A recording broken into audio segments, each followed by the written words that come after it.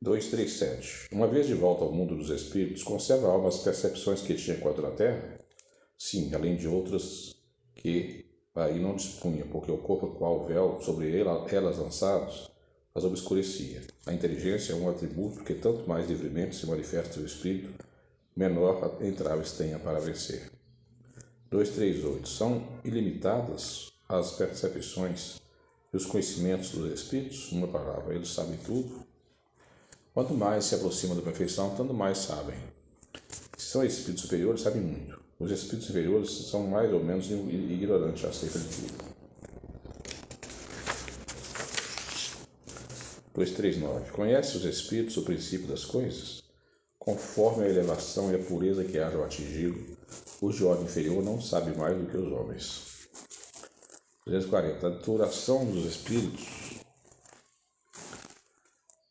a compreende como nós? Não. Daí que vem. Nem sempre nos compreendeis, quando se trata de determinadas datas e épocas. Comentário. Os espíritos vivem fora do tempo, como os compreendiam. A duração para eles deixa, por assim dizer, de existir. Os séculos para nós, tão longos, não passam aos olhos deles de instantes que se movem na eternidade. Do mesmo modo que os relevos do solo se apagam e desaparecem para quem se eleva no espaço. 241. Os espíritos fazem do presente uma preciosa e exata ideia do que nós somos. Do mesmo modo que aquele que vê bem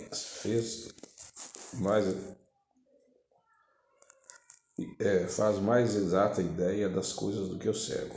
Os espíritos veem o que não vede. Tudo apreciam, pois, diversamente do mundo com que o fareis, mais tarde isso depende de toda a elevação deles. 242. Como é que os espíritos têm conhecimento do passado? E esse conhecimento vem infiltrado? Aliás, é ilimitado? O passado, quando com ele nos ocupamos, é presente. Verifica-se então precisamente o que se passa contigo quando recordas qualquer coisa que te impressionou no curso do teu resíduo. Simplesmente como já tem um véu material nos tolda a inteligência, lembramos-nos mesmo daquilo que se apagou da memória, mas nem todos os espíritos sabem, a começar pela sua própria criação. 243. E o futuro, os espíritos conhecem?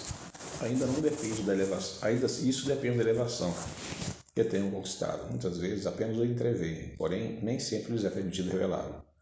Quando o veem, parece-lhes presente. À medida que se aproxima de Deus, tanto mais claramente o espírito descortina o futuro. Depois da morte, a alma vê e apreende num golpe de vista suas passadas migrações, mas não pode ver o que Deus lhe reserva. Para que tal aconteça, preciso é que os cabos da múltipla existência de hoje integrados nele.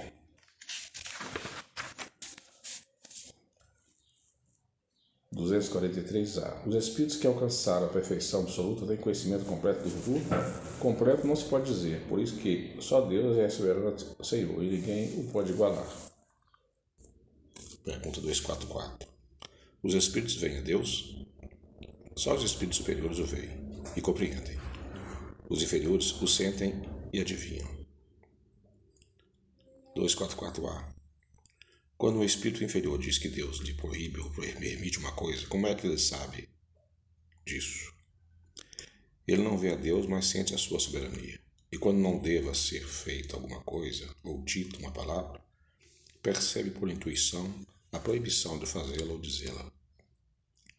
Não tendes vós mesmos pressentimentos que se vos figuram a fim do secreto para fazeres ou não isto ou aquilo? O mesmo nos acontece, se bem que em grau mais alto, pois compreendes que, sendo mais sutil do que as vossas a essência dos espíritos, podem estes receber melhor as advertências divinas. 244b. Deus transmite diretamente a ordem ao espírito ou por intermédio de outros espíritos? Ela não vem direta de Deus. Para se comunicar com Deus, é necessário ser digno disso. Deus lhe transmite suas ordens por intermédio dos espíritos, imediatamente superior a perfeição em perfeição e instrução. 245. O espírito tem circunscrita a visão como seus seres corpóreos? Não, ela reside em todo ele. 246. Precisam da luz para ver? Veem por si mesmos, sem precisar de luz exterior. Para os espíritos não há trevas, salvo as que podem achar-se por expiação. 247. Para verem o que se passa em dois pontos diferentes, precisam transportar-se a esses pontos? Podem, por exemplo, ver simultaneamente nos dois hemisférios do globo? Como o espírito se transporta donde queira, com a rapidez do pensamento, pode-se dizer que vê em toda parte ao mesmo tempo. Seu pensamento é suscetível de irradiar, dirigir-se a um tempo para muitos pontos diferentes. Mas essa faculdade depende de sua pureza. Quanto menos puro é o espírito, tanto mais limitada tem a visão. Só os espíritos superiores podem com a vista abranger um conjunto. Comentário. No espírito, a faculdade de ver é uma propriedade inerente à sua natureza, e que reside em todo o seu ser como a luz reside em todas as partes de um corpo luminoso. É uma espécie de lucidez universal que se estende a tudo que abrange simultaneamente o espaço, os tempos e as coisas. Lucidez para a qual não há trevas nem obstáculos materiais. Compreende-se que deva ser assim. No homem, a visão se dá pelo funcionamento de um órgão, que a luz impressiona.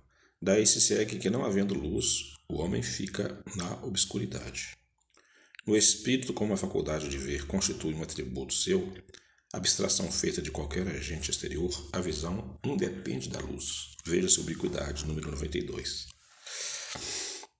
248. O espírito vê as coisas tão distintamente como nós? Mais distintamente, pois que sua vista penetra onde a vossa não pode penetrar. Nada a obscurece. 249. Percebe os sons? Sim, mesmo sons imperceptíveis para os vossos sentidos obtusos. A. 249A. No espírito, a faculdade de ouvir está em todos eles como o de ver? Todas as percepções constituem atributo do espírito e lhes são inerentes ao ser.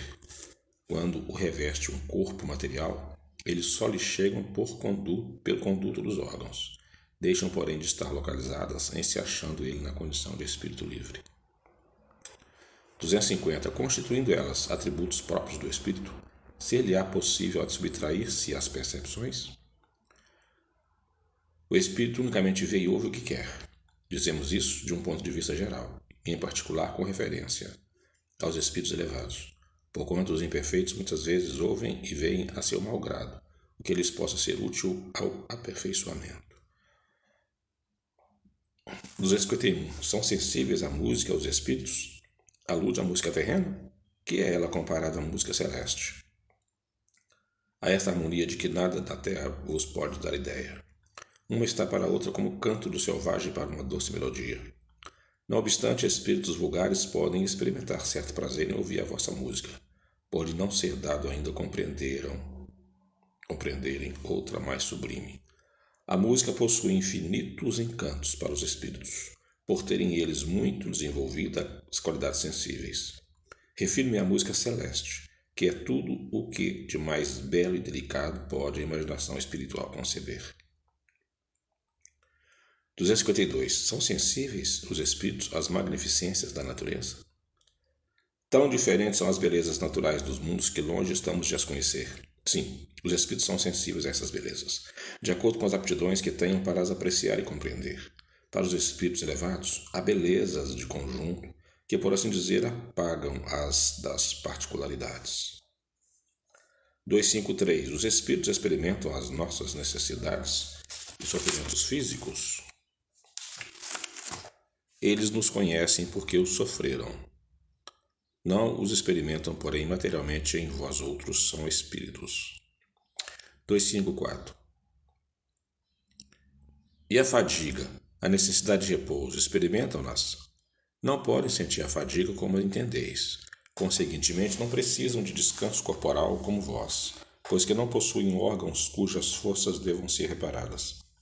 O espírito, entretanto, repousa no sentido de não estar em constante atividade. Ele não atua materialmente. Sua ação é toda intelectual e inteiramente moral ao seu repouso. Quer isso dizer que momentos há em que o seu pensamento deixa de ser tão ativo quanto de ordinário e não se fixa em qualquer objeto determinado. Em um verdadeiro repouso, mas de nenhum modo comparável ao do corpo. A espécie de fadiga que os espíritos são suscetíveis de sentir guarda relação com a inferioridade deles. Quanto mais elevados sejam, tanto menos precisarão de repousar. 255. Quando o espírito diz que sofre, de que natureza é o seu sofrimento? Angústias morais, que os torturam mais dolorosamente do que todos os sentimentos físicos. 256. Como é então que alguns espíritos se têm queixado de sofrer frio e calor? É reminiscência do que padecem durante a vida. Reminiscência não raro tão aflitiva quanto a realidade. Muitas vezes, no que eles ainda dizem apenas há uma comparação mediante a qual, em falta de coisa melhor, procuram exprimir a situação em que se acham. Quando se lembra do corpo que revestiram, tem impressão semelhante à de uma pessoa que, havendo tirado o manto que o envolvia, julga passado por algum tempo que ainda o traz sobre os ombros.